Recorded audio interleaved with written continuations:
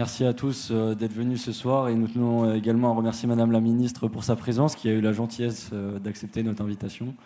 Et je pense que c'est non seulement de plus en plus important de donner la parole à des personnalités de la culture ici à HEC, et c'est aussi très intéressant compte tenu de l'actualité.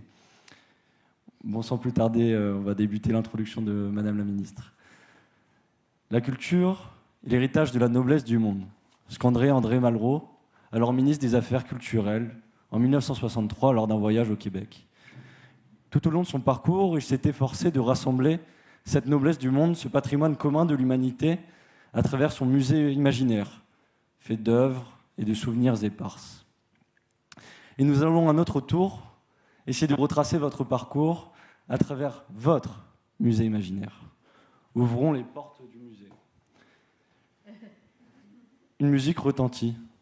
C'est Fayrouz, cette voix d'or qui s'élève comme une prière et qui caresse les murs de pierre. Vous vous souvenez, elle vous renvoie en 1979 à Beyrouth, où vous êtes né. Oui, Beyrouth, cette ville à la beauté fissurée, cette ville à l'amour inconditionnel, où il faut parfois composer avec le passé, alors qu'elle a un futur qui n'est jamais simple. Cette ville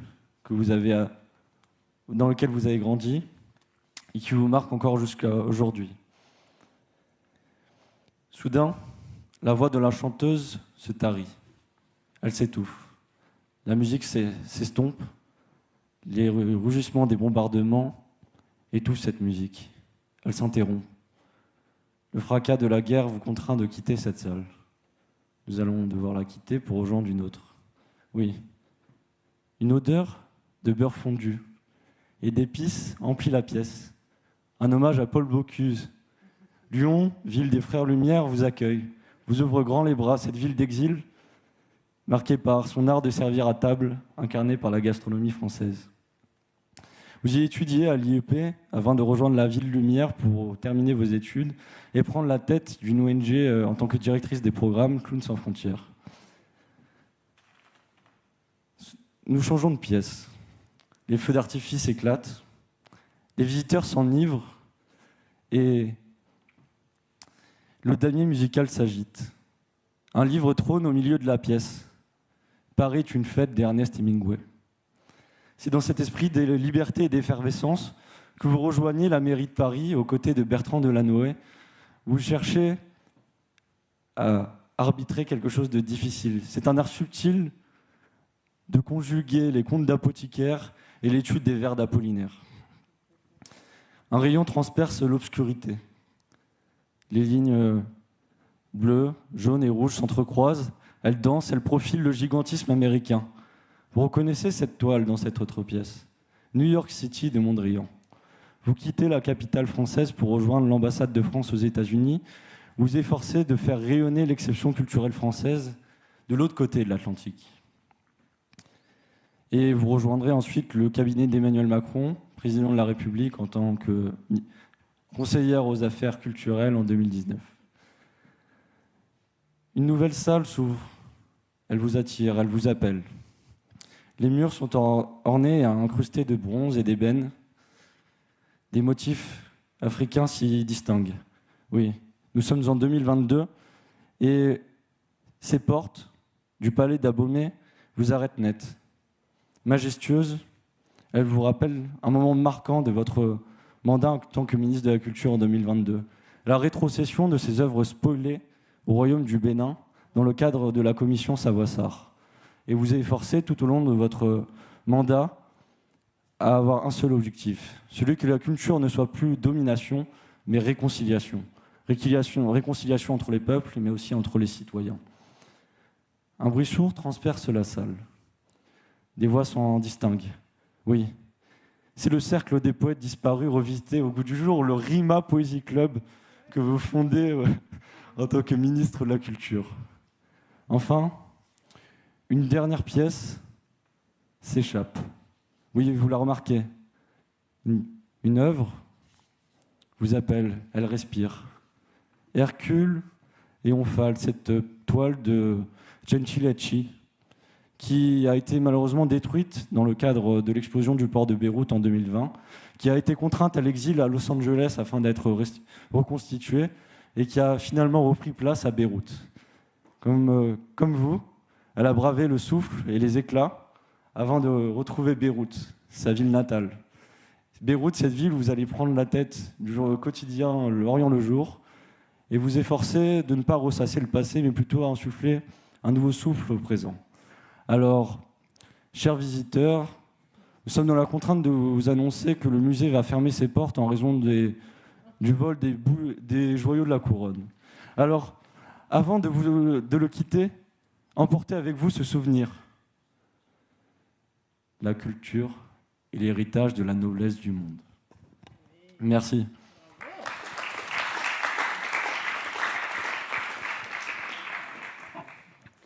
Est-ce que, avant de commencer, vous aimeriez rebondir sur ce qui vient d'être dit, l'introduction qui vient d'être faite par Théophile ? Bravo, Malraux serait très fier, parce que c'est très joliment écrit, tout est dit, l'essentiel y est, et avec un peu d'humour et beaucoup de poésie. Donc merci. Merci beaucoup d'avoir accepté notre invitation et d'être venu aujourd'hui nous donner cette conférence à HEC. Donc, vous allez prendre la tête du média franco-libanais L'Orient le jour en novembre prochain. Donc, une fonction qui fait naturellement écho à votre parcours entre le Liban et la France.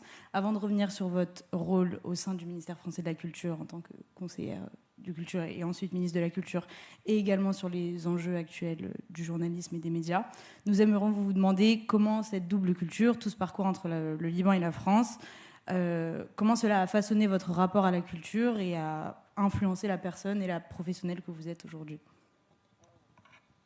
Alors oui, comme ça a été dit, moi j'ai passé les 10 premières années de ma vie à Beyrouth. Bon, c'était la guerre civile. Pendant la guerre, j'avais pas vraiment de sortie culturelle possible, donc on n'allait ni au musée, ni au théâtre, ni au cinéma, ni au concert. C'est à peine si on pouvait se promener en forêt ou sortir de chez nous. Mais il y avait quand même la place de la musique qui passait par la radio, qui passait par les chansons, notamment Férouz, effectivement. Il se trouve qu'en plus, mon prénom Rima a été choisi par mes parents à cause d'une chanson de Férouz, ou grâce plutôt à une chanson de Férouz, parce que sa fille s'appelle Rima, figurez-vous, et qu'elle a écrit une berceuse pour sa fille, Yallah tnem Rima, pour que Rima s'endorme. Et mes parents adoraient cette berceuse, et comme je suis leur premier enfant, ils rêvaient de chanter cette chanson sans changer une seule lettre aux paroles, et donc ils m'ont donné quand même le prénom de la fille de Férouz. Donc, je suis quand même née sous le signe de la musique et de la culture. Et il y a la poésie qui très vite a pris beaucoup de place dans mon enfance, parce que c'était pour moi les meilleurs souvenirs de mon enfance. Il y avait un oncle qui pratiquait une tradition orale de poésie au Liban qui s'appelle le zajal, qui est une sorte de déclamation improvisée, notamment pendant les repas ou les célébrations familiales.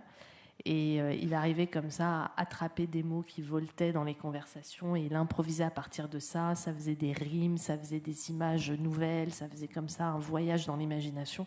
Et moi, j'avais 7, 8, 9 ans, et j'attendais ce moment avec impatience pour nous emmener un peu loin de la noirceur de la guerre et de ce qu'on vivait. Donc, quelque part, la culture, par la musique, par la poésie, a toujours été ces lueurs de lumière dans l'obscurité qui font que on se dit ça vaut le coup de se réveiller demain et de continuer à croire à la vie. Donc pour moi, la culture a toujours été ça, quelque chose qui nous sauve du désastre.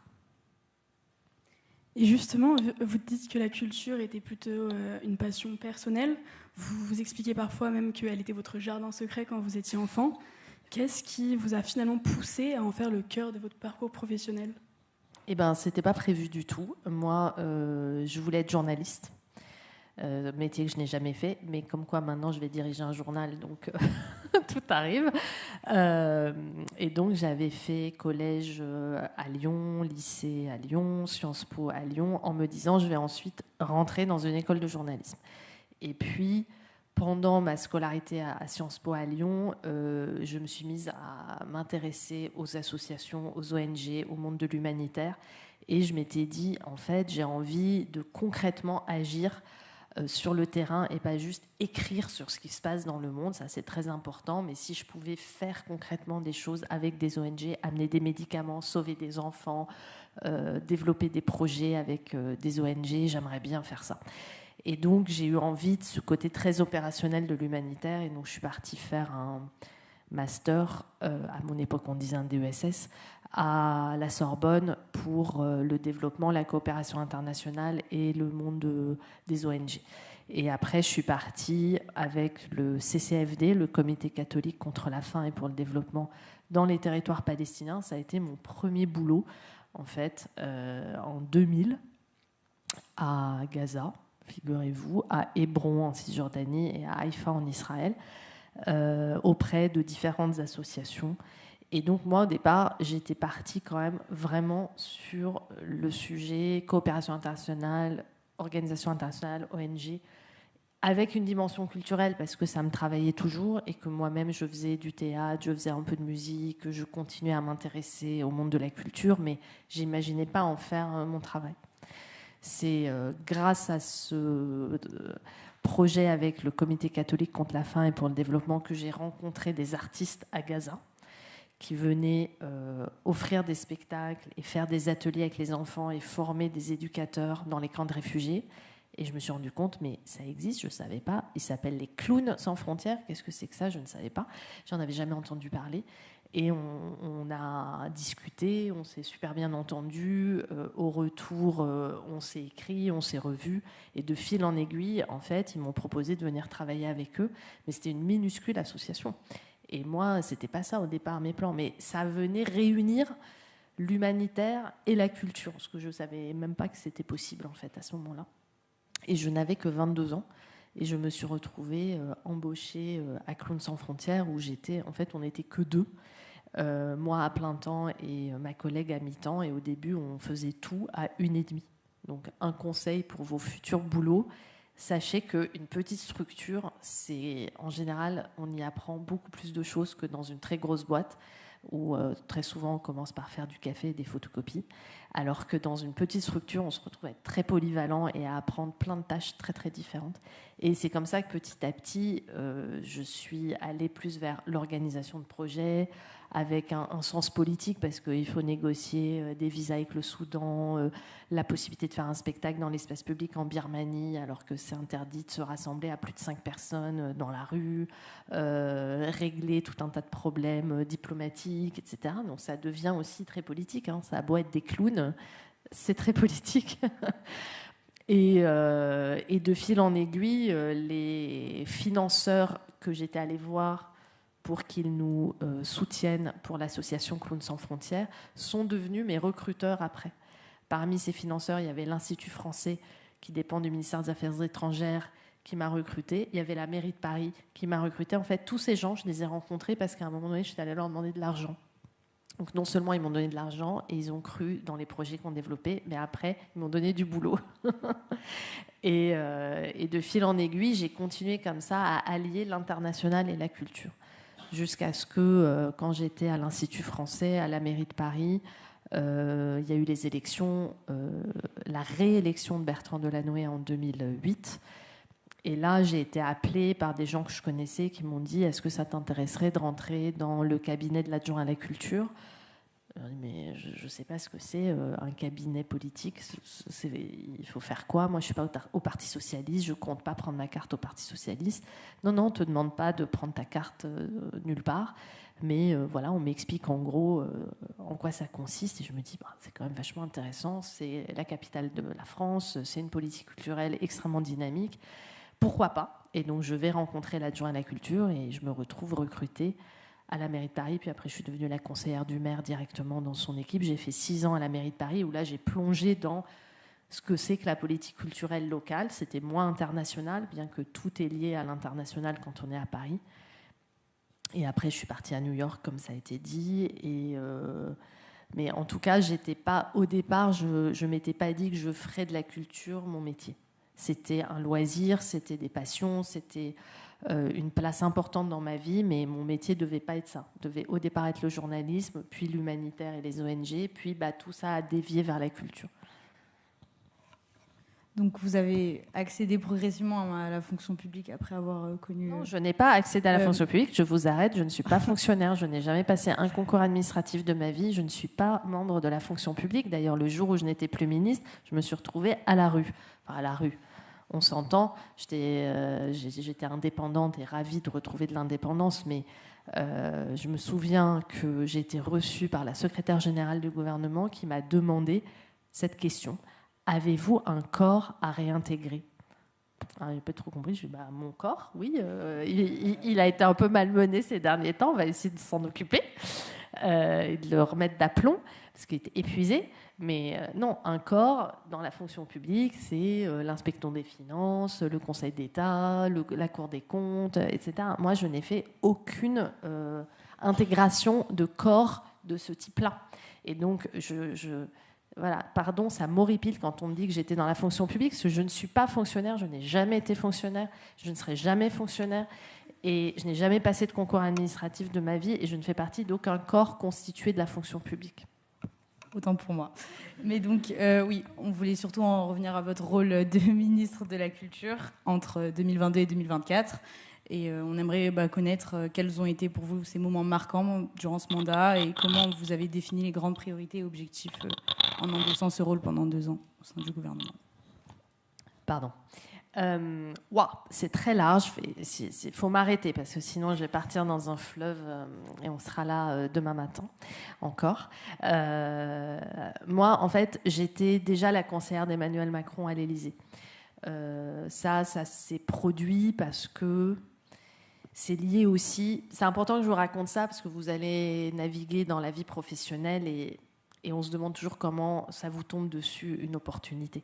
Et pour moi, c'est des rencontres qui se font à des moments de la vie où on ne se dit pas que cette personne avec qui on échange ou on travaille va être la personne qui, dans 5 ans, dans 10 ans, dans 15 ans, va vous recruter ailleurs. Donc c'est extrêmement important de cultiver avec beaucoup de sincérité les rencontres professionnelles que vous faites. Ça peut commencer par un stage, ça peut commencer par une recherche sur quelque chose. Ce n'est pas forcément un boulot de 3 ans quelque part.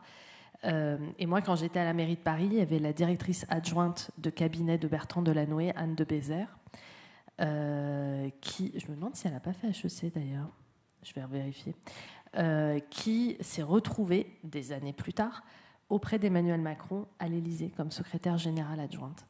Et nous, les anciens de Delanoë, on avait créé une association quand Delanoë n'était plus maire, quand Anne Hidalgo est arrivée. On a créé une association des anciens collaborateurs de Delanoë pour continuer à se voir une fois par an. Et moi, je revenais de New York exprès juste pour retrouver tous mes anciens collègues, retrouver Bertrand Delanoë que j'aimais beaucoup. Et on faisait une soirée assez festive d'échanges et chacun prenait des nouvelles. Et ça, c'est le genre de networking qui est très utile aussi dans la vie. On le faisait vraiment parce que c'était agréable, mais en fait, ça nous permettait de garder le lien de qui faisait quoi, qui allait où. Et donc cette Anne de Bézère, je la vois dans ça. Elle me dit, mais alors, qu'est-ce que tu deviens ? Tu es toujours à New York ? Oui, mais je termine bientôt, je rentre dans quelques mois. Ah, d'accord. Quelques mois plus tard, elle m'appelle, j'étais à Paris, et elle me dit, si tu es bien rentrée de New York, j'ai quelque chose à te proposer. Est-ce que tu pourrais venir me voir à l'Élysée ? Oui, j'arrive. Et j'arrive à l'Élysée, et là, elle me dit, on a pensé à toi pour remplacer la conseillère culture du président qui était arrivée au début du quinquennat, mais qui partait.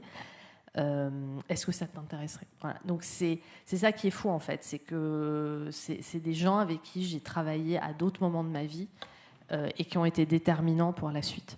Donc grâce à Anne de Bézère, j'ai rencontré Emmanuel Macron qui m'a fait confiance. Je me suis retrouvée conseillère à son cabinet. 3 mois après, on s'est retrouvés pris dans la tornade du Covid.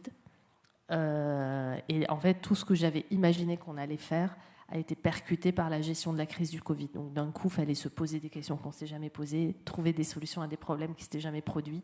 Et c'était passionnant en même temps, mais c'était extrêmement stressant. Et c'est une période où on a été obligé de travailler différemment de d'habitude. Où moi, j'ai vu beaucoup plus souvent le président, je pense, que s'il n'y avait pas eu le Covid. Peut-être que la conseillère culture, il l'aurait vu 1 fois par mois. Mais là, c'était tout le temps, tous les jours, on s'écrivait des SMS, il m'appelait.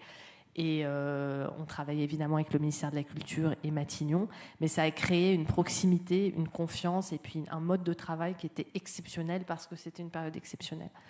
arrivé en mai 2022, j'avais aucune idée que j'allais, moi, devenir ministre de la Culture. Je ne l'avais pas demandé, je ne le souhaitais pas. J'imaginais soit que Roselyne Bachelot allait rester ministre, soit que le président allait choisir quelqu'un d'autre. Et moi-même, je lui avais fait des listes, d'ailleurs, de suggestions. Si vous voulez changer, voilà des idées. Différentes catégories, des gens très politiques qui ont été par exemple maires de grandes villes et qui ont fait des choses intéressantes sur la culture, qui soient de droite ou de gauche. Si vous voulez prendre des figures culturelles, par exemple des directeurs de grands établissements, voilà ceux qui ont un peu de charisme, un peu de sens politique, un peu de connaissance aussi des rouages du ministère. Si vous voulez des profils plus atypiques, voilà une liste, etc. Et puis on échange sur des noms et je me dis, bon, apparemment il va y avoir un choix parmi certains de ces noms. Et puis non, un jour, je reçois un appel et ça me tombe dessus. Et ça, c'était pas du tout prévu non plus. Sauf que quand ça commence, je rentre dans la marmite de la fonction de ministre. Ben, en fait, j'ai déjà en tête ce qui est important parce que ça fait 2 ans et demi que je travaille auprès d'Emmanuel Macron, que je sais la politique culturelle qu'il veut porter, je sais les sujets importants, je connais les dossiers, je connais les gens du ministère. Donc le plus dur pour moi n'est pas la matière du ministère de la Culture. Le plus dur, c'est la communication, les interviews, se retrouver dès 7h du matin à répondre à des questions de journalistes, à des matinales de radio, le soir à la télé, enfin, c'est ça. Et c'est le Parlement, c'est-à-dire se retrouver en plus en assemblée en majorité relative dans un contexte politique nouveau, à devoir défendre des textes, répondre à des commissions, répondre à des auditions, répondre à des questions de députés, de sénateurs. Et ça prend énormément de temps. Ça bouffe 1/3 du temps d'un ministre, le Parlement, ce qui est normal, mais en temps de majorité relative, ça prend encore plus de temps. Et donc, il fallait gérer le temps entre la vie médiatique, la vie à l'Assemblée et au Sénat, et puis la vie réelle de ministre de la Culture, à suivre des dossiers, à manager les gens, à faire avancer des réformes et des projets. Donc moi, mes grandes priorités, je vais aller très très vite, mais on aura l'occasion de rentrer dans le détail si vous avez des questions. Ça a été la jeunesse, l'accès des jeunes à la culture, via le Pass Culture, l'éducation artistique, mais aussi leur donner une place, eux, en tant que protagonistes de la vie culturelle, d'entendre leur voix, de les former aussi pour qu'ils rentrent dans les métiers de la culture. Donc on a développé par exemple pour les métiers du cinéma un grand plan de formation pour doubler nos capacités de formation. On a ouvert des écoles à Marseille notamment, où il y avait très peu de formation pour les métiers du son, de l'image et du cinéma. Ma deuxième priorité, c'était le patrimoine. Restaurer, préserver, reconstruire, évidemment, des grands chantiers emblématiques comme Notre-Dame de Paris. On avait fait tout un plan pour toutes les cathédrales de France pour les sécuriser, pour améliorer la sécurité incendie, pour les restaurer. Mais ça a été aussi le château de Villers-Cotterêts en Picardie. C'était le château de François Ier, le seul château Renaissance de Picardie qui était complètement à l'abandon, qu'on a transformé, réhabilité et ouvert en tant que cité internationale de la langue française pour qu'il y ait un lieu dédié à la langue française. Je vous invite vraiment à y aller si un jour vous avez le temps de faire une petite excursion. C'est pas très loin de Paris, c'est à 1h15 et ça vaut vraiment le coup. Dans patrimoine, il y avait aussi les métiers du patrimoine. Comme j'ai une obsession sur la formation, j'ai voulu faire un plan dédié aux métiers d'art, à l'artisanat et permettre aux jeunes de se former à ces métiers pour que ces métiers existent encore dans 20 ans, dans 50 ans. Et donc transmettre ces savoir-faire français qui font toute notre fierté à l'international. Ma troisième priorité, c'était l'indépendance des médias. Parce qu'on oublie souvent, mais le ministère de la Culture, c'est aussi le ministère des aides à la presse, de la régulation des médias. Et on a eu beaucoup de sujets sur cette période concernant le pluralisme, l'indépendance des médias, la fiabilité de l'information. C'est aussi le soutien à l'audiovisuel public, France Télévisions, Radio France, Arte, l'Institut national de l'audiovisuel, etc. Ça, c'est un énorme morceau. C'est-à-dire le ministère de la Culture, en gros, c'est 8 milliards, 4 milliards pour ce qu'on dit la culture, patrimoine, création, cinéma, etc. Et 4 milliards, c'est l'audiovisuel public. Donc c'est assez énorme. Ensuite, il y a plein d'autres priorités, mais je ne vais pas tout lister parce que ce serait trop long. Mais on pourra y revenir. Et justement, vous avez mentionné l'inauguration de la Cité internationale de la langue française à Villers-Cotterêts. Est-ce que, selon vous, la langue française doit être définie par l'Académie française ou bien par les citoyens ? Les deux. En fait, l'académie, c'est vraiment des gens passionnants qui passent des journées entières à scruter les évolutions de la langue. Et ils sont un peu garants de cette histoire. Et elle n'est pas figée, la langue de l'Académie française. Elle est en mouvement, il y a un approfondissement, il y a le dictionnaire. C'est une langue qui est travaillée, qui est enrichie, c'est extrêmement intéressant. Et puis, il y a la langue des citoyens, des artistes, des musiciens, des rappeurs, des écrivains.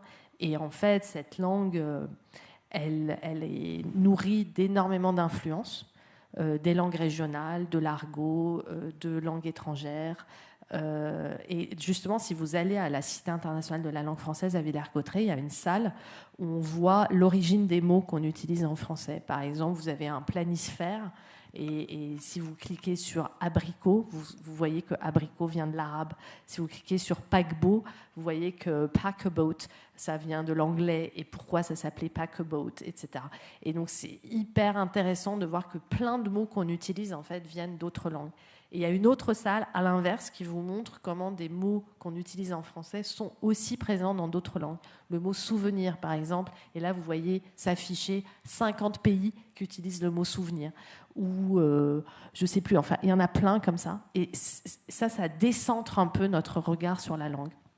Surtout aujourd'hui, la francophonie, nous Français, on l'associe à la France, mais c'est pas la France l'épicentre de la francophonie aujourd'hui, c'est l'Afrique. Et c'est une ville en Afrique notamment qui est Kinshasa. Si on prend l'endroit du monde, la ville au monde où il y a le plus de gens qui parlent français, c'est Kinshasa. Donc l'épicentre de la francophonie, c'est Kinshasa. Et ça, c'est réjouissant aussi de se dire que l'avenir de la langue française, parce que c'est là-bas qu'il y a la population la plus jeune, la plus nombreuse, elle dépend de l'Afrique. Elle ne dépend pas de nous. Bon, c'est intéressant aussi de décentrer ça. Et ça ne veut pas dire que la France n'a pas un rôle à jouer, que l'Académie française n'a pas un rôle à jouer. En plus, c'est un Libanais qui est secrétaire perpétuel, Amin Malouf, qui est un brillantissime écrivain et qui parle français avec un absolument charmant accent libanais. C'est ça aussi la langue française. C'est des accents, c'est des origines différentes, c'est des influences, c'est ce dialogue entre le français et d'autres langues. Et c'est une richesse extraordinaire, vraiment. Merci beaucoup. On voulait également revenir sur des mesures qui sont mises en place très souvent, et notamment il y a quelques semaines avec la panthéonisation de Robert Badinter. Vous avez personnellement contribué à la panthéonisation du résistant Missak Manoukian, rejoignant notamment Joséphine Baker ou encore Simone Veil. Et on voulait vous demander comment on choisit les grands hommes auxquels la nation exprime sa reconnaissance. Alors, in fine, c'est une décision du président de la République.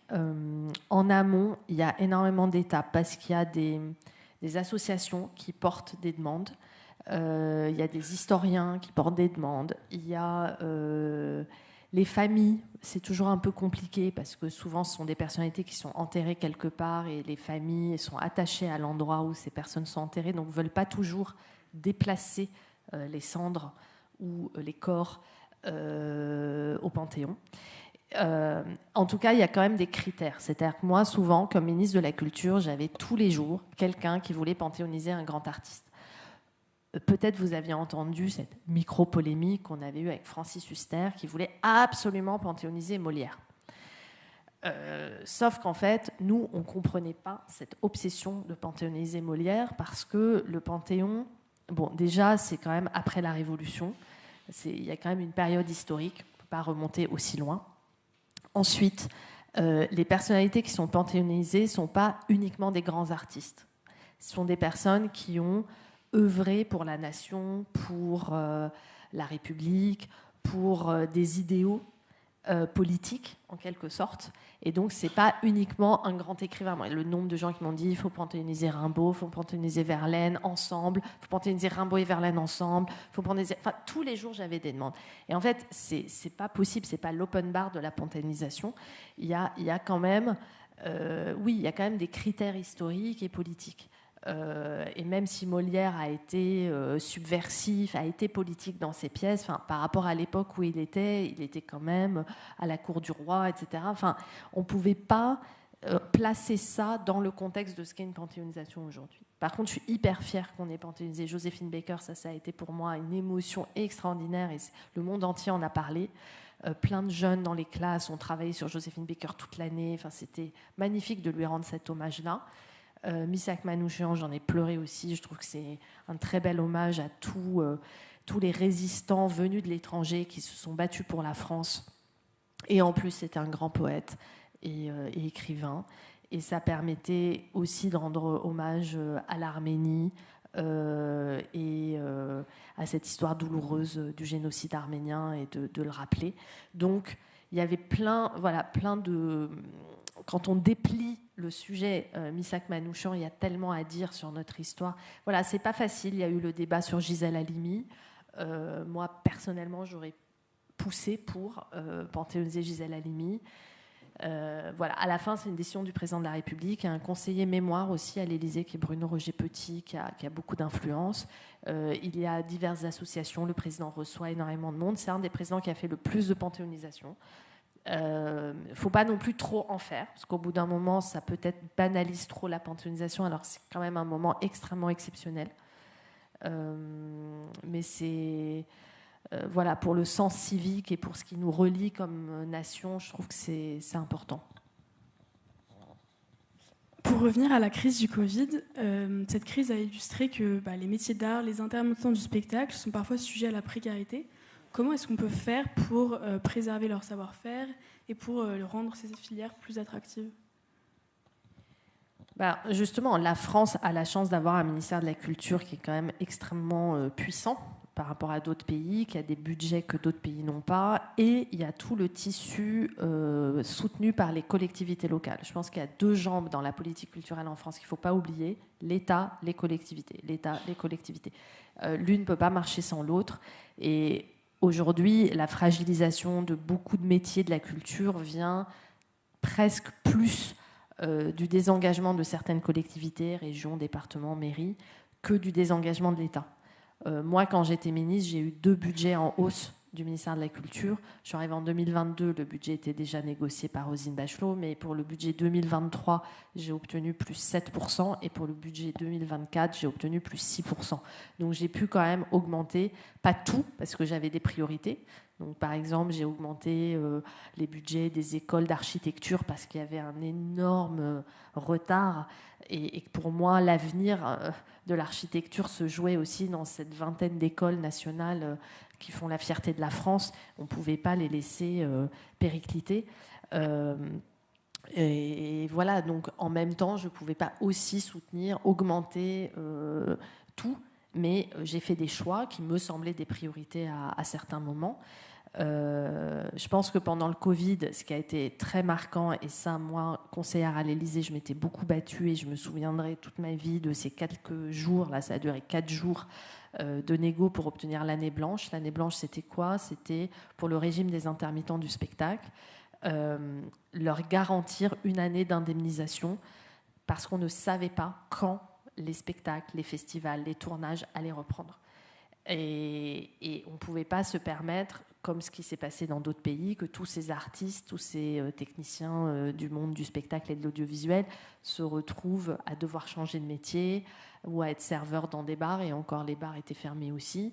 Aux États-Unis, en Angleterre, moi, tous les gens que je connais ont énormément souffert de la période du Covid. En France, ils ont pu travailler, ils ont pu être soutenus par cette année blanche, ils ont eu une année qui a été en plus prolongée après d'1 an et demi pour avoir cette visibilité-là. Et l'autre chose qui a été très importante, ça a été de créer un fonds pour que les tournages reprennent. Je vous explique. En fait, les tournages de films ne pouvaient pas se faire avec les risques de Covid parce qu'ils n'étaient pas assurés. Aucune assurance n'acceptait d'assurer un tournage parce que c'était trop de pertes. S'il y avait un cas de Covid, il fallait tout arrêter. Vous vous souvenez, à l'époque, il fallait 3 semaines de mise à l'écart, etc. Donc l'ensemble du tournage aurait été planté, des frais énormes auraient été engloutis. Donc, comme aucune assurance voulait le faire, on s'est dit on va exceptionnellement se substituer temporairement aux assurances, on va faire un fonds d'indemnisation. On va mettre dessus 50 millions pour rassurer la profession. Ça ne veut pas dire qu'ils vont être utilisés, ces 50 millions. D'ailleurs, ils n'ont largement pas été utilisés. mais c'était un fonds pour mettre en confiance les gens. Et si vous avez un cas de Covid et que vous vous retrouvez à annuler tout, bah, vous serez indemnisé par l'État. Et ça, on l'a annoncé le 6 mai, confinement le 13 mars ou le 16 mars, annonce le 6 mai de ce fonds mis en place le 1er juin. On n'a jamais fait un truc aussi rapide dans l'histoire des nouvelles mesures du ministère de la Culture. On a été le premier pays au monde à reprendre les tournages de cinéma au moment du Covid. Qu'est-ce que ça a permis ? Ça a permis que la France avait plein de films prêts à être montrés quand les salles ont rouvert, alors qu'il n'y avait plus de films aux États-Unis qui étaient tournés, plus de films ailleurs.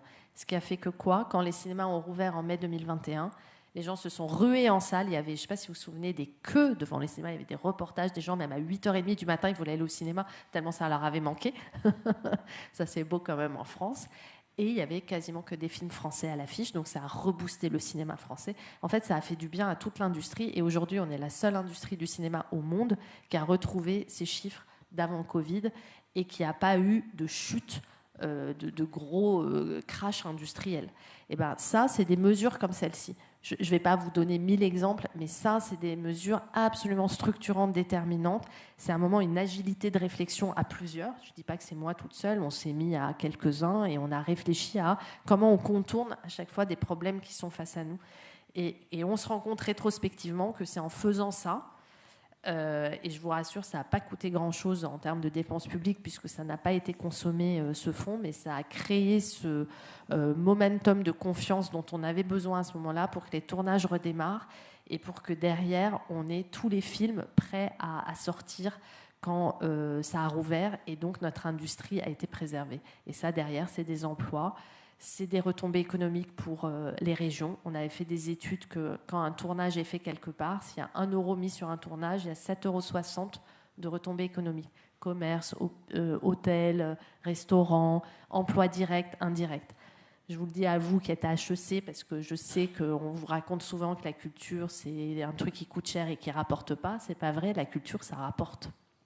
Ça rapporte pour le tourisme, ça rapporte pour l'économie locale, ça rapporte pour le soft power français. Et le soft power français, ça vaut de l'or. On n'aurait pas le tourisme qu'on a en France si on n'avait pas le patrimoine qu'on a, les festivals qu'on a, la vie culturelle, la musique, le cinéma français qui est connu dans le monde entier. Donc ça, c'est ce soft power, il vaut très cher. Et donc un tournage... Voilà, moins de tournages en France, ça aurait comme conséquence de la perte de revenus pour l'économie locale. Il faut toujours avoir en tête aussi l'impact local de la culture. Merci beaucoup. Un autre sujet important, c'est le fait que vous ayez défendu avec courage et beaucoup les victimes de violences sexuelles dans le monde de la culture, en particulier dans le monde du cinéma, avec l'affaire Depardieu par exemple. Comment faire entendre leur voix et leur témoignage à ces victimes, alors même que le grand écran continue parfois à célébrer leurs bourreaux? Ça, c'est une question très, très juste. Moi, ce que j'avais essayé de faire, c'était quand même d'agir concrètement pour que ces violences, elles cessent sur les tournages. Parce que c'était quand même visiblement assez largement répandu. Donc, on a mis en place des formations obligatoires, des protocoles qui, s'ils n'étaient pas mis en place par les équipes de tournage, faisaient que le film ne pouvait pas être aidé par le CNC, le Centre national du cinéma. Donc on a conditionné les aides à la mise en place d'un certain nombre de choses, des cellules de veille, des cellules d'alerte, des numéros d'urgence, des formations, des référents violences et harcèlement sexuel et sexiste sur les tournages. Donc tout ça quand même a été fait. Et réellement aujourd'hui, moi, quand j'en discute avec des producteurs, des réalisateurs, des acteurs et des actrices, il y a eu une énorme amélioration sur les tournages. Maintenant, c'est important que les langues se délient sur le passé. Et quand il y a des cas qui, encore malheureusement, malgré tout ça, arrivent, ben, pour le coup, là, il y a un processus d'alerte et de remontée et de plainte qui se fait extrêmement vite. Donc on s'est nettement amélioré là-dessus, mais le changement des mentalités, le changement des comportements, c'est très long. On croit qu'après tout ce qu'on a fait, toutes les campagnes, le MeToo en France, le MeToo dans le monde entier, les gens ont bougé. On se rend compte que pas tant que ça. Il y a encore des comportements qui ne sont pas acceptables. Donc ça continue. ces actions-là. Ça nécessite aussi de féminiser davantage les équipes. Donc, quand je vous parlais des plans de formation auxquels je tenais beaucoup, je tenais à ce qu'il y ait plus de femmes dans les filières techniques, par exemple, qu'il y ait des femmes chefs opératrices, ingénieurs du son, etc. Plus vous aurez de femmes aussi sur un tournage dans les équipes techniques, ça change l'ambiance de travail, ça change la vigilance sur ces questions. Plus de femmes aussi dans la production, enfin dans tous les métiers du cinéma et de l'audiovisuel. Et en revanche, moi j'ai une ligne plus nuancée sur les œuvres qu'on peut ou qu'on doit montrer. Je pense qu'une œuvre, c'est une œuvre collective. Un film, c'est pas que le film de Gérard Depardieu. Ça peut être l'acteur principal, mais il y a au générique 300 personnes qui ont travaillé. Et moi, à titre personnel, je ne suis pas pour le boycott des films. Je pense qu'il faut les voir. On peut les voir avec des débats avant, après. On peut s'étriper, on peut ne pas être d'accord. Ça fait partie aussi du charme du débat à la française. Mais je ne pense pas que ne pas les voir change quoi que ce soit au combat contre les violences. Je pense que le combat contre les violences, c'est un combat d'éducation, de formation et de mise en place de protocoles de vigilance dans les équipes. Après, une fois qu'une œuvre est produite, elle échappe quelque part à ceux qui l'ont faite. Elle appartient aussi au public. Et c'est un rôle. C'est pas... Alors évidemment, si le film est lui-même un film d'apologie du viol, ça c'est autre chose. Mais si ça n'a rien à voir, c'est un personnage qui est interprété, certes, par tel ou tel acteur. Après, j'entends que des gens ne veuillent pas voir tel film parce qu'ils ne veulent pas voir tel acteur ou telle personnalité sur l'écran. Mais voilà, moi, ma ligne, c'est plutôt pas de boycott et du débat autour. Parlons-en, mais voyons les œuvres, parce que les œuvres sont des œuvres collectives. Pour passer sur le sujet des médias, à l'heure actuelle, on observe une concentration des médias entre les mains de grands groupes qui fait l'objet donc de nombreuses polémiques en France, mais aussi dans le monde. Vous défendez avec conviction le rôle essentiel du journalisme. Comment est-ce qu'on peut, dans ce contexte, préserver la liberté, l'indépendance et le pluralisme de l'information ? Oui. Alors, sur le sujet de la concentration, je fais une petite nuance parce que c'est un sujet complexe. Vous pouvez avoir concentration sans ingérence dans la rédaction. Comme vous pouvez avoir plein d'actionnaires différents qui vont tous interférer et empêcher les journalistes d'être libres. Donc, ce n'est pas systématique. Bon, évidemment, quand il y a et concentration et ingérence, là, on double le risque. Mais voilà, faut nuancer ça quand même. En fait, en France, il y a quand même un pluralisme des médias, au sens où, si vous prenez la presse écrite, il y a un nombre de journaux incroyable, avec des obédiences politiques extrêmement différentes, et il y a un système d'aide à la presse au ministère qui est strictement apolitique, c'est-à-dire c'est un système d'aide avec des critères très très objectifs, nombre d'exemplaires, place de la publicité, nombre de journalistes dans la rédaction, etc. Ce qui fait que vous pouvez avoir l'Humanité qui est soutenue comme Témoignage chrétien, comme Le Figaro, comme Le Parisien, comme voyez, le journal de lutte ouvrière. Tout est couvert en fait par les aides à la presse du ministère pour préserver le pluralisme. Ça, c'est aussi la loi de 1881 en France qui permet à la presse écrite d'être diffusée, quelles que soient les opinions qui sont contenues dans ces journaux. Et on considère que la presse écrite, comme les gens vont acheter le journal ou acheter un abonnement, en fait, ils font l'effort de mettre de l'argent pour choisir de lire tel ou tel point de vue. Et tant qu'ils ont une diversité de choix au kiosque, ils ont ce pluralisme. Pour la télévision, c'est un peu différent. C'est d'autres lois, d'autres régulations, parce que la télévision, c'est un canal que vous avez quasi gratuitement. Alors certes, avant, on payait la redevance. Aujourd'hui, elle a été supprimée. Mais ça n'a rien à voir avec le coût réel que ça représente. Et donc, c'est un bien commun, les chaînes de télé, qui sont données, en fait, distribuées, qui sont affectés en fait à des chaînes de la TNT, la télé numérique terrestre, et en échange de règles.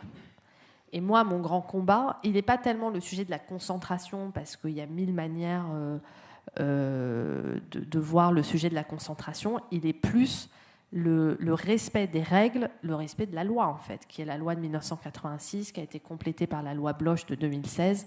Je ne vais pas être plus longue sur les détails techniques et législatifs, mais en gros, il y a des règles à respecter. Et je trouve assez insupportable que certaines chaînes qui sont sanctionnées par un régulateur qui est indépendant, qui est l'ARCOM, l'ancien CSA, transforment ces sanctions en se posant en victime d'idéologies qui ne seraient pas les leurs. Ça n'a rien à voir avec les opinions, en fait. Ça a à voir avec les respects de règles qui ne sont pas respectés. Si TF1, M6, France 2 ne respectaient pas les règles, elles seraient sanctionnées de la même manière. Si CNews et C8 sont sanctionnées, c'est parce qu'elles ne respectent pas les règles. Moi, quand j'étais ministre, il y a eu pendant 1 an de l'ordre de 22 sanctions sur C8 et CNews, et il y en avait 2 pour toutes les autres chaînes. Bon. Donc, à un moment donné, il y a quelque chose qui nous interpelle. Une sanction, ça va être quoi? Ça va être Cyril Hanouna prend la main d'une chroniqueuse et la met sur son sexe. Ça s'appelle une agression sexuelle dans le droit pénal français. Point. C'est la loi. On ne prend pas la main de quelqu'un et on la met sur son sexe, encore moins à la télé. C'est juste, voilà, c'est le bon sens.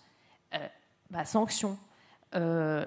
Dignité des personnes, par exemple, dire que tous les mineurs étrangers sont des violeurs, des assassins, ça avait été dit ça, par exemple, comme ça, sur CNews, ça c'est de l'injure, c'est du racisme, c'est un délit en France.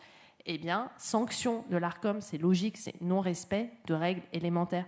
Donc, en fait, la liste des 22-23 sanctions, vous pouvez la retrouver sur le site du Monde, par exemple, qui les avait toutes relistées, et vous verrez que, en fait, ces gens qui, à longueur de journée, nous disent qu'il faut respecter la loi, l'ordre, quand il s'agit d'eux et qui ne respectent pas les règles et qui se prennent des sanctions, au lieu de dire amende honorable, on a fauté dans l'énergie du direct, on a dérapé, on s'excuse, on ne recommencera pas, ce qui aurait été la réponse, je ne sais pas, logique. Non, ils vont dire... Et des sénateurs et des députés vont relayer ça, ce que moi je trouvais encore plus fou, c'est-à-dire des gens qui sont les garants de la loi, les garants du respect de la loi. Le sénateur Ravier, par exemple, proche d'Éric Zemmour, me disait au Sénat ce ne sont pas des sanctions, c'est une censure idéologique parce qu'ils sont contre l'idéologie dominante. De quoi vous parlez? C'est pas l'idéologie dominante, le respect des personnes, l'idéologie dominante, le respect des femmes, l'idéologie dominante, le respect des règles de loi que tous les autres respectent. Donc c'est ça en fait qui est aujourd'hui à l'œuvre, et je vous demande une énorme vigilance là-dessus, vous qui êtes amenés dans tous les métiers à vivre avec l'information et la communication. Il y a une déformation du narratif du réel pour vous laisser penser que les victimes ce sont eux, quand en fait eux n'ont pas respecté les règles. Et ça n'a rien à voir avec le fait d'avoir telle ou telle opinion. Si d'autres médias avaient enfreint certaines règles, elles auraient eu les mêmes sanctions. Voilà, moi c'était surtout ça mon combat, c'était qu'on est dans un espace quand même démocratique, un espace de pluralisme, un espace où pour que ça fonctionne, c'est comme le code de la route, quoi. On respecte un code, sinon on va tous se rentrer dedans et il va se passer des gros accidents graves. C'est pareil pour notre démocratie, et l'information, elle est au cœur de notre fonctionnement démocratique. Si on est mal informé, désinformé ou manipulé, notre démocratie sera en danger. Et donc, ça commence à cet endroit-là. Être sanctionné pour non-respect des règles et faire croire qu'on est victime d'une idéologie qui veut nous museler parce que notre opinion n'est pas du goût de la ministre de la Culture, soi-disant, c'est pas ça ce qui se passe. Voilà. Pardon, j'ai été un peu longue, mais c'est important d'être clair sur ce sujet. Et si on reparle en particulier de la presse écrite, on voit qu'elle connaît un recul quand même assez important face à la montée du numérique, et tandis que les plateformes et les créateurs de contenu, à l'image d'Hugo Décrypte par exemple, occupent une place croissante dans la diffusion de l'information. Et dans ce nouveau paysage médiatique, comment pensez-vous qu'on peut réconcilier les jeunes avec la presse traditionnelle et plus largement leur redonner peut-être le goût de s'informer et de garder vivante leur curiosité? En fait, il n'y a pas presse traditionnelle. Vous avez peut-être en tête la presse papier, mais Le Monde, Le Parisien, tous ces médias sont en ligne et peuvent être lus sur des applications, peuvent être lus sur les réseaux sociaux, peuvent être diffusés aussi par des événements comme ce qu'on est en train de faire là, des débats, etc. Donc aujourd'hui, un média, c'est pas un papier. C'est beaucoup plus que ça. C'est une application, c'est une boîte numérique, c'est des réseaux sociaux et c'est des événements en chair et en os physiques. Le Festival du Monde, le Festival de Radio France, le festival d'Arte à la Gaîté Lyrique, etc. Et en fait, c'est ça un média aujourd'hui. C'est un espace vivant qui peut, du coup, aussi intéresser les jeunes. Et moi, je dis merci Hugo Décrypte et tous ces talents des réseaux sociaux qui aident à décrypter l'information, aident à comprendre ce qui est une vraie, une fausse information, qui mettent parfois de l'humour, qui synthétisent. Au contraire, on a besoin aussi de relais comme ça. Et plus on aura dans la nouvelle génération des nouvelles voix, des nouveaux visages, des nouveaux formats, des nouvelles manières de raconter ce qui se passe dans le monde, plus on intéressera les jeunes à l'information. Moi, je ne crois pas que les jeunes se désintéressent de l'information. Je pense juste qu'on est saturé, qu'on a une sorte de fatigue informationnelle à tous les âges de la vie, parce que voilà, on a une masse énorme qui nous roule dessus, en fait, et on a du mal à s'y retrouver. On a du mal à faire confiance. Elle est où la bonne source? Elle est où l'information fiable? Et comment je vais comprendre, moi, ce qui se passe et les répercussions, par exemple, de la guerre en Ukraine, sur ce qui se passe ici. Enfin, des sujets très, très compliqués. Et donc, on a besoin de journalistes de plus en plus forts et de plus en plus clairs et pédagogues. Et puis, avec l'intelligence artificielle, là, on est percuté par encore quelque chose d'autre, qui est qu'on va tous rentrer en mode agent conversationnel, quoi. Pour la moindre chose de notre vie, on va poser la question à ChatGPT qui va nous répondre. Et ben, comment le journaliste va évoluer par rapport à ça aussi?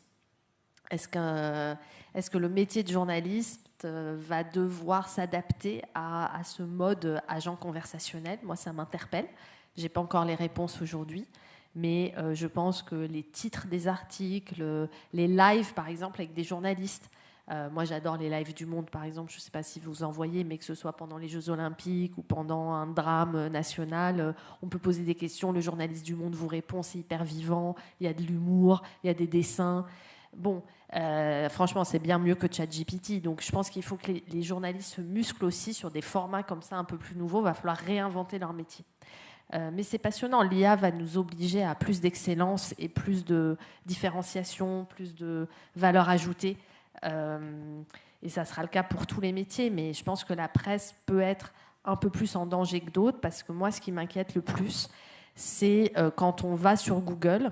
Avant, on avait tout de suite des articles de presse qui s'affichaient. Maintenant, Google Overview n'est pas encore arrivé en France parce qu'on a fait une législation de protection des droits voisins, c'est-à-dire les productions des contenus des éditeurs de presse, qui fait qu'ils n'ont pas encore réussi à trouver les modalités juridiques d'arriver. Mais ailleurs dans le monde, en fait, vous avez tout de suite des résumés qui sont faits par AI Overview. Et donc, les gens ne vont pas cliquer sur l'article source. Ils ne vont pas lire l'article du New York Times, par exemple. Ils vont lire tout de suite le résumé de 3 lignes et vont se dire ça me suffit, j'ai mon info, c'est bon.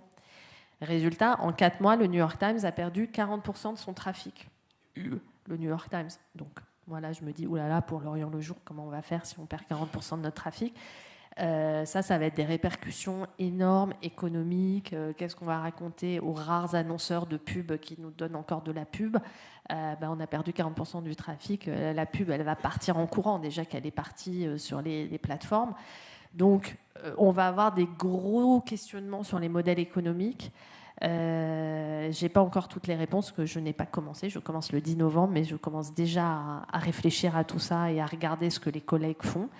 Mais l'IA peut être à la fois un moteur pour l'excellence et une aide aussi pour les journalistes, mais peut aussi nous couper des flux de lecteurs qui pourraient arriver par les biais habituels qu'on avait avant. Donc, il va falloir trouver d'autres manières de les toucher. Et ça, c'est un sacré défi. Pardon. Pour finir, une question sur l'actualité plus politique. Vous avez longtemps travaillé auprès du président de la République. Dans le contexte politique actuel, comment est-ce que vous analysez la posture du président, la stratégie de l'exécutif face aux tensions sociales, institutionnelles? Oh là là, la question à 1000 euros. Moi, je ne suis pas dans sa tête et ça fait très longtemps que j'ai pas... La dernière fois que j'ai échangé avec lui, c'était en janvier, donc ça date un peu, il y a plusieurs mois. Je pense qu'il essaye de pousser les partis politiques à dépasser leurs intérêts propres et leur stratégie court-termiste électorale pour créer des coalitions comme on peut le voir dans d'autres pays, comme on a pu le voir en Italie, en Allemagne ou ailleurs. Le fait est que ça ne marche pas. Voilà. Là, il y a quand même des concessions énormes qui sont faites, renoncer au 49.3, suspendre la réforme des retraites. Est-ce qu'elles arrivent trop tard? Est-ce que c'est les bonnes concessions? On peut en débattre. Mais c'est un pas de plus qui est fait pour que les partis se disent bon, allons vers le compromis. Pour l'instant, ce qu'on n'arrive pas à créer en France, c'est une culture de compromis. Et je ne pense pas que ce soit la faute d'Emmanuel Macron. Tous ceux qui appellent à sa démission, honnêtement, je ne vois pas ce que ça changerait. Quand bien même ce serait la version soft proposée par Édouard Philippe, qui dit dans un an, on ferait des élections présidentielles. Bon, dans un an, on serait donc en novembre 2026. Les présidentielles sont en mai 2027. Ça change quoi? 5, 6 mois, 7 mois d'écart? Je ne vois pas bien. Donc, je pense qu'en France, on aime beaucoup se focaliser sur la figure du chef de l'État, alors que la réalité de nos difficultés est quand même beaucoup plus collective et qu'on a une classe politique que moi, j'ai pu connaître sur le terrain, dans plein de petites villes, villages, régions. C'est complètement différent. Ces élus locaux sont parfois sans étiquette, parfois travaillent très très bien ensemble entre la gauche et la droite, sont concentrés sur des intérêts locaux communs. Mais quand on arrive au niveau national, bizarrement, on perd ça, en fait. Et plus on a des échéances électorales, les municipales en mars et puis bien sûr les présidentielles en 2027, plus ils sont omnibulés par ça. Et en fait, le budget qui va impacter la vie des Français ou des sujets qui sont pour moi importants sur l'environnement, sur l'éducation, vont passer à la trappe parce que c'est les stratégies électoralistes de surenchère qui vont l'emporter. Donc voilà, je ne rentrerai pas dans ce concert de tous ceux qui veulent tirer sur la figure du président parce que je pense que ce n'est pas là le blocage aujourd'hui de la France. Merci beaucoup. On va passer à un format qu'on a l'habitude de faire, qui sont des questions un peu plus courtes. Voilà. On alternera. Tout le monde est réveillé là. Je pense que faut que vous m'aidiez un peu d'énergie avec moi. Alors, tout d'abord, quel mot devrait-on ajouter à la langue française selon vous?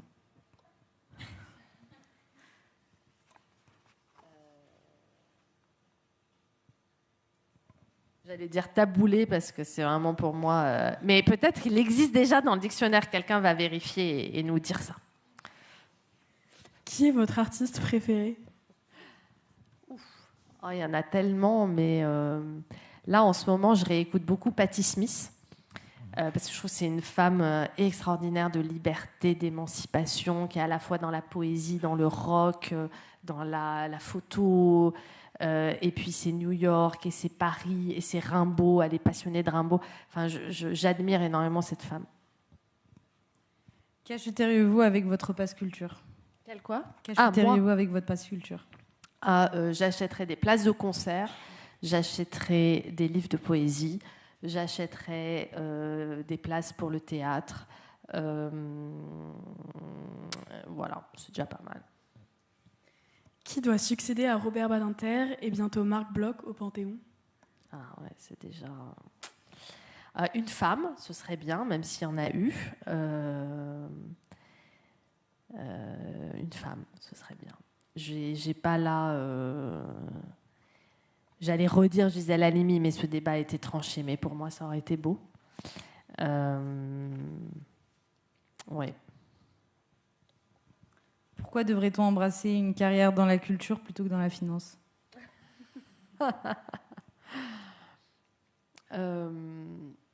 Parce que la culture, comme disait Malraux, c'est la réponse qu'on peut avoir quand on se demande quel est le sens de notre vie. Enfin, je ne pense pas que le sens de la vie, ce soit ce qu'on manipule comme masse par la finance. C'est important pour le fonctionnement de la planète, mais ça ne suffit pas. C'est-à-dire que ce qui nous tient, ce qui tient un pays, mais ce qui nous tient individuellement, ce qui est, par exemple, si vous vous rappelez les plus beaux souvenirs dans une histoire d'amour, dans une rencontre amicale, dans un voyage, ça sera très souvent, vous verrez, associé soit à une musique, soit un film, soit un lieu que vous avez aimé parce que l'architecture est belle, parce que le paysage est beau. Le paysage, c'est de la culture aussi.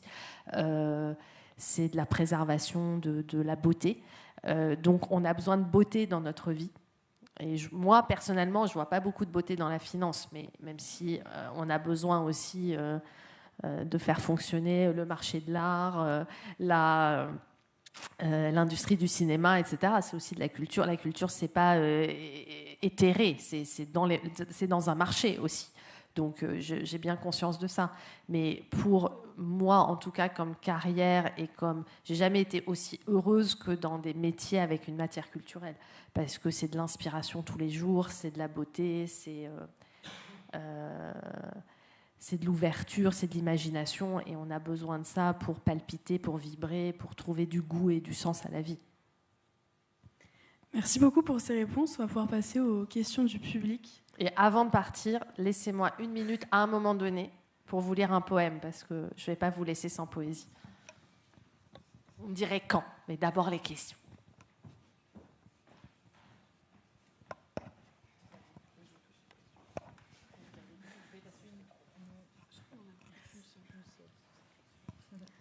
Bonsoir madame.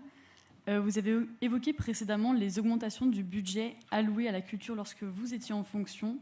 Mais alors, doit-on s'inquiéter de voir la réduction de 200 millions d'euros du budget du ministère de la Culture entre les projets de loi de finances de 2025 et celui d'octobre 2026 ? Et plus généralement, que prévoyez-vous comme tendance pour les années futures ? Merci beaucoup. Ça, je ne sais pas pour les années futures.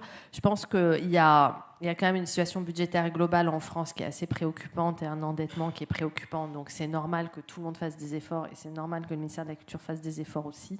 Après, il faut voir où sont faits ces efforts.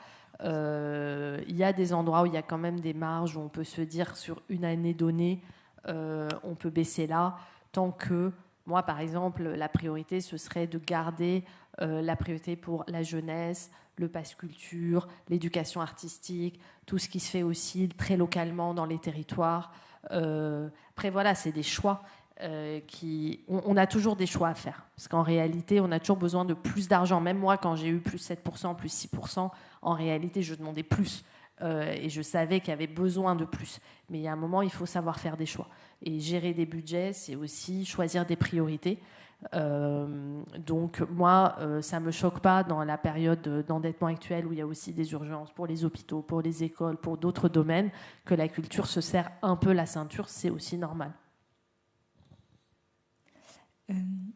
Merci pour votre intervention générale. J'ai une question sur la différence que vous avez vécue entre travailler à la mairie de Paris, pour la ville de Paris, et au ministère de la Culture, parce que la ville de Paris, c'est quand même de la culture assez locale, vous en avez parlé. Est-ce qu'il y avait un peu une frustration en travaillant au ministère de la Culture d'être séparé de cette culture locale ? C'était quoi la différence entre les deux ? Oui, c'est vrai que c'est un peu plus loin comme échelle, en fait, le ministère de la Culture, parce que c'est toute la France, c'est des secteurs énormes, c'est des budgets énormes, donc on ne peut pas avoir la granularité d'action, même si moi, j'essayais autant que possible de ne pas perdre le contact avec le terrain et l'extrême local. J'avais même créé ce que j'avais appelé un fonds d'innovation territoriale. Alors, vous allez trouver ça peut-être très faible comme budget, c'était 5 millions par an. Mais avec ces 5 millions, sur des toutes petites villes, vraiment des communes de 300 habitants, 2000 habitants, on pouvait faire beaucoup de choses. Et j'allais, moi aussi, en déplacement, voir ce qui était fait.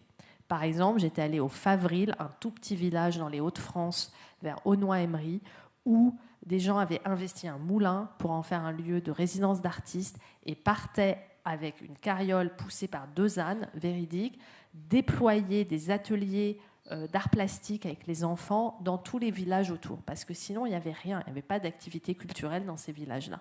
Et bien ça, ce petit fonds d'innovation territoriale, en leur donnant 10 000 euros, on arrivait à faire ça. C'est pour ça que quand on dit on baisse de 200 millions, si on arrive à préserver par exemple ces 5 millions de projets locaux qui ont du sens, parce que sinon il n'y aurait rien, ça compte. Donc moi, je veillais à garder cet équilibre. Mais c'est vrai que j'avais souvent cette frustration que je n'avais pas à la ville de Paris, où encore aujourd'hui, quand je traverse des rues de Paris, je me dis, bah, ça, c'est une bibliothèque qu'on a ouverte avec Bertrand Delanoë. Ça, c'est le 104, je me rappelle quand on l'a ouvert et que c'était les pompes funèbres. Et aujourd'hui, c'est un lieu avec des jeunes qui dansent, avec une librairie, avec Emmaüs, avec des spectacles géniaux. Voilà, c'est cette vie que la culture amène aussi dans un quartier. On le voit beaucoup plus évoluer. On voit ça évoluer dans une ville quand on la traverse au quotidien. Et moi, ce niveau local, il m'a passionné vraiment. Et surtout avec un maire comme Delanoë qui était extrêmement engagé. Quand on ouvrait, par exemple, un conservatoire dans le 13e arrondissement et que c'était le premier conservatoire un peu d'un nouveau style où on faisait des classes d'impro musical, de la danse jazz, des cours collectifs, de la samba brésilienne. D'un coup, ce conservatoire, c'était vraiment... Il y avait des gens d'autres pays qui venaient voir le nouveau modèle du conservatoire à la mairie de Paris. Ça, c'était des grands bonheurs parce que c'est extrêmement concret et qu'on voit passer les gamins. C'est tous les jours, en fait.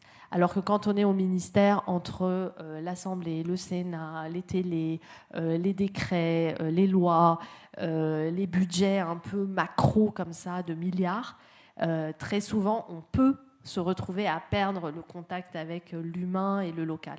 Moi, j'arrivais quand même à le faire, mais c'était que un tiers de mon temps, alors qu'à la mairie de Paris, c'était 100% de mon temps.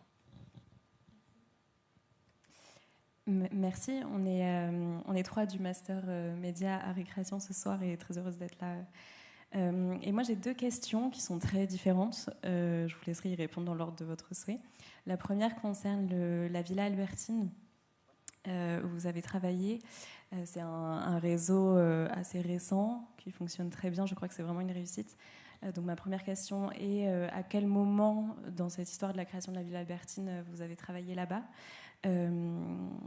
Voilà. Ma deuxième question porte sur la stratégie nationale en faveur des métiers d'art que vous avez pilotée quand vous étiez au ministère de la Culture, et très précisément sur le rapport dans cette stratégie-là avec l'industrie du luxe, vu que c'est un sujet qui à la fois est très lié au territoire, à une dimension aussi économique.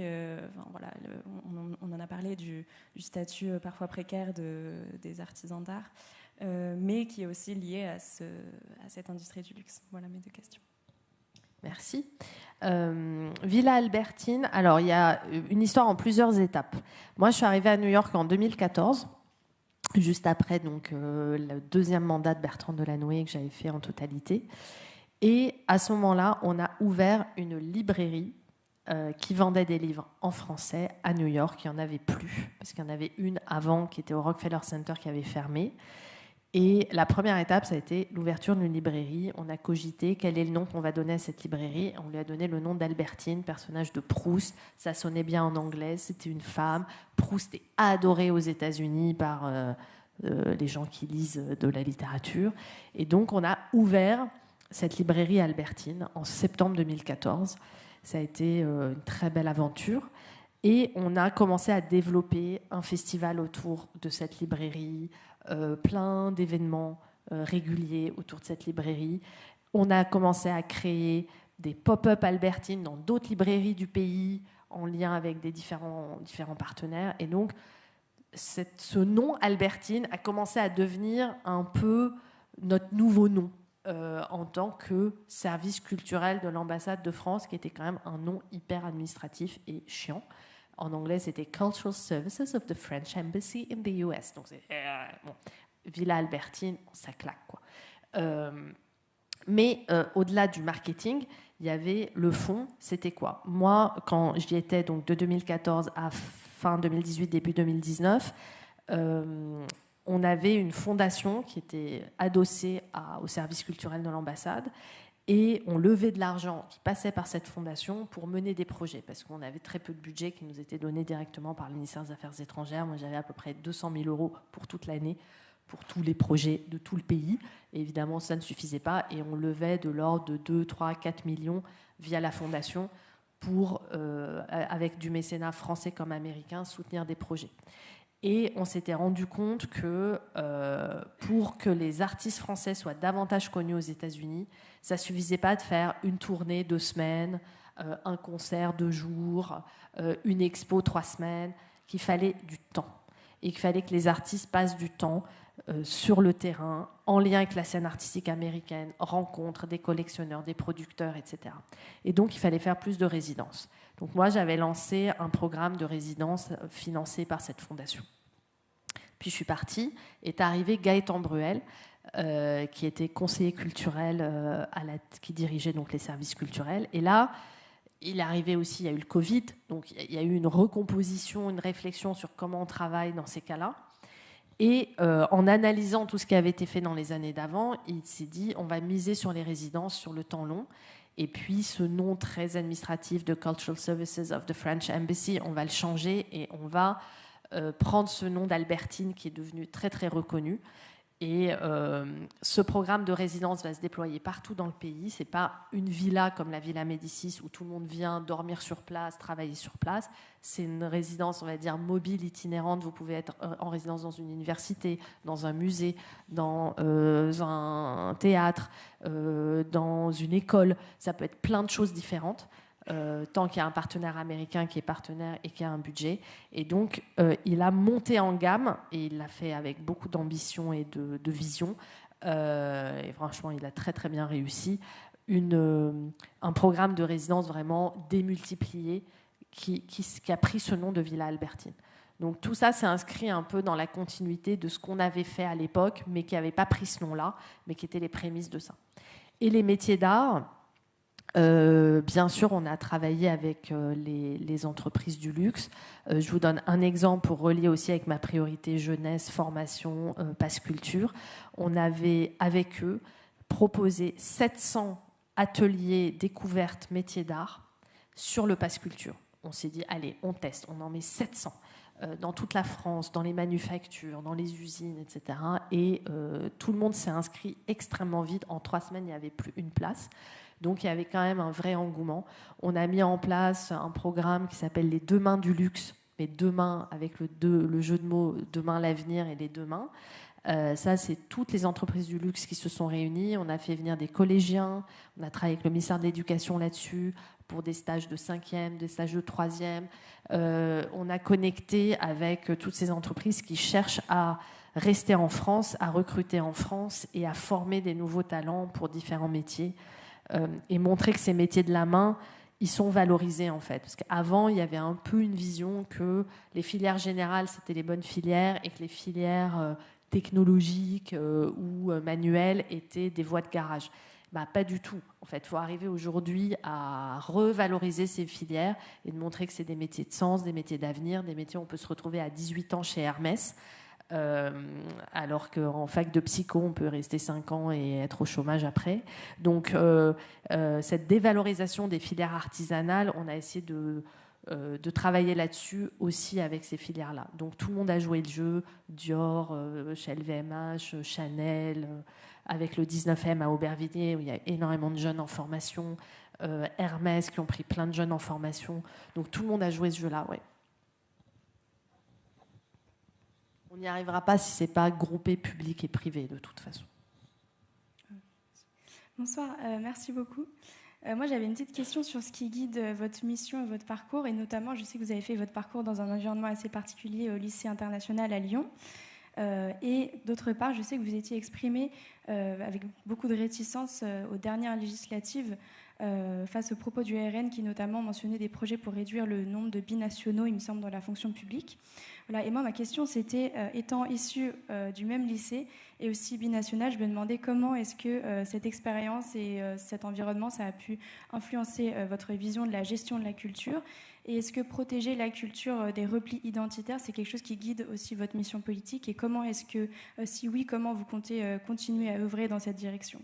Merci. 3 fois oui, 10 fois oui, j'adore votre question. Le lycée international, ça a été une magnifique expérience, surtout que j'y suis allée la première année d'ouverture du lycée. Donc imaginez la chance, un lycée tout neuf qui sentait la peinture toute fraîche, une cantine géniale, des profs qui démarraient, qui avaient vachement d'énergie. Qu'est-ce qu'on a eu une ouverture sur le monde entier. même nous, notre prof principal nous a emmenés en voyage scolaire en Slovaquie. Bon, j'avoue, j'étais un peu déçue. Les autres, ils allaient à Londres, à New York, à Berlin. Nous, on allait en Slovaquie. Mais en fait, c'était passionnant. J'ai découvert tous ces enjeux de la mutation de l'Europe de l'Est grâce à ce voyage. Sinon, j'y serais jamais allée. Alors que Londres et Berlin, évidemment que plus tard, j'y suis allée. Donc, il y avait cette ouverture, ces décalages de vision. Il y avait un club histoire. Bon, ça n'existe plus trop, mais les mêmes profs sont toujours là. Frédéric Foultier, Evelyne Souma et je ne me rappelle plus le nom de la troisième, Adèle, je ne sais plus son nom de famille. Et ils nous emmenaient en voyage sur les traces de l'histoire. Ben moi, ça a forgé ma passion pour le patrimoine. Quand d'un coup, on comprend les couches historiques et tout ce que ça raconte, en fait, quand on voit une vieille pierre, c'est quoi derrière ? C'est des vies, c'est des civilisations. Pour moi, le lycée international a été un moment d'ouverture, de liberté, de créativité, d'apprentissage absolument génial. Surtout que j'avais eu un collège très difficile avant. Et d'être dans un environnement avec des internationaux, puisque le fonctionnement de ce lycée, c'était qu'il y avait un tiers d'habitants du quartier de Gerland à Lyon, un tiers de gens qui rentraient dans des filières bilingues sur test d'anglais et sur dossier, ça c'était mon cas, j'étais en filière bilingue anglais, et un tiers qui étaient des internationaux, qui passaient un bac international. Et donc on était tous mélangés, des gamins du quartier, comme des jeunes fils d'expats de différents pays, comme des jeunes de différents collèges qui étaient rentrés sur concours. Et ça crée une émulation aussi, une ouverture assez extraordinaire. Moi, je défends à fond tout ce qui peut être stage à l'étranger, Erasmus, voyage, enfin tout ce qui vous permet d'ouvrir vos regards et de voir comment ça se passe ailleurs. C'est extrêmement enrichissant. Ça nous permet de nous comprendre nous-mêmes aussi, de nous connaître nous-mêmes, et ça permet après d'avoir des réflexes et d'être plus agile dans plein de situations professionnelles, parce que ça donne du recul, ça donne une approche un peu plus mature de plein de sujets. Et je continue à penser que la binationalité est une richesse, comme être bilingue ou trilingue est une magnifique richesse. Et qu'on peut tout à fait, se sentir 100% breton et 100% français. On peut se sentir 100% libanaise et 100% française, voire aussi 100% new-yorkaise quand j'habitais à New York. Donc, je trouve toujours extrêmement dangereux ces idéologies qui veulent nous réduire à une étiquette.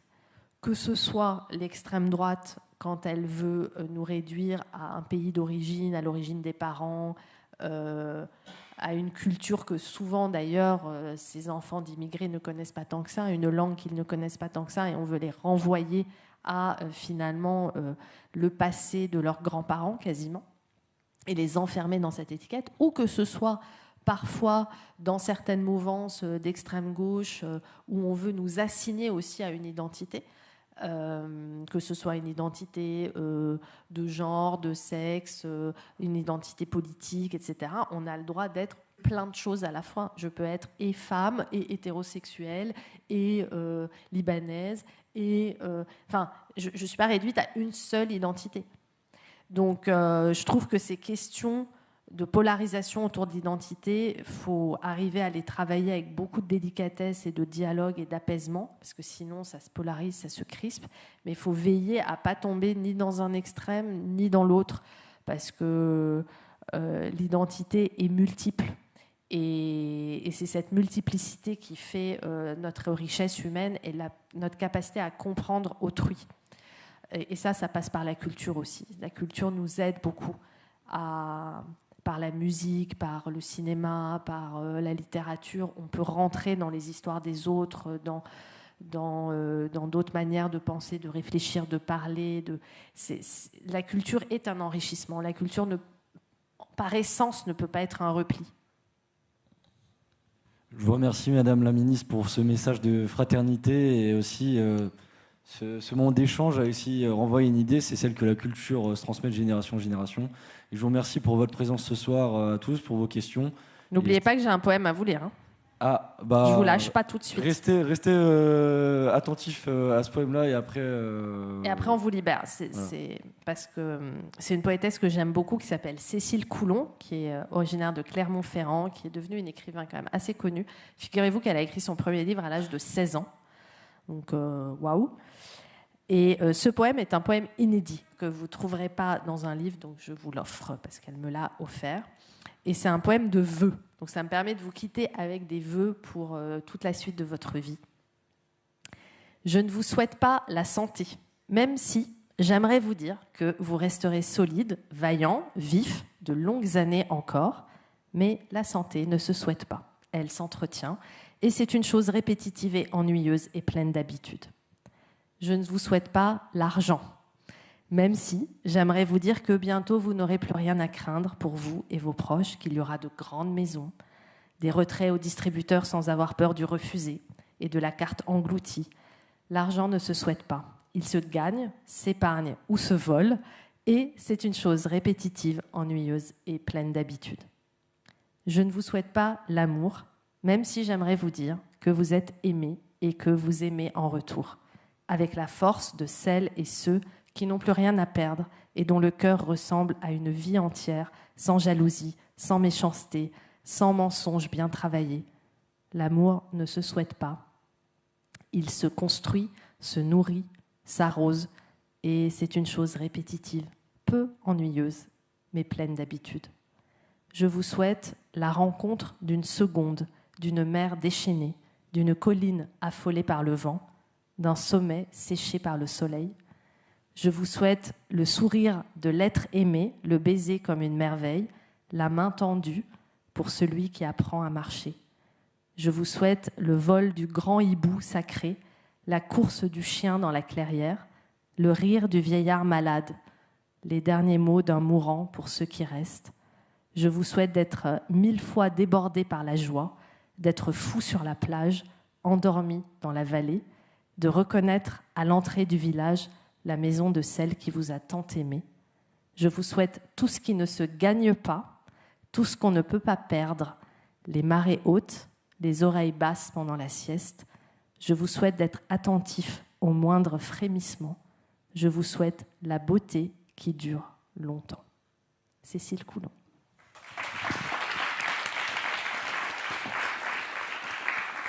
Ça résume la question, la finance ou la culture.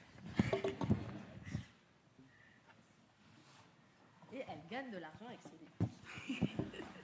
Et suivez-la sur Insta. Et rejoignez le...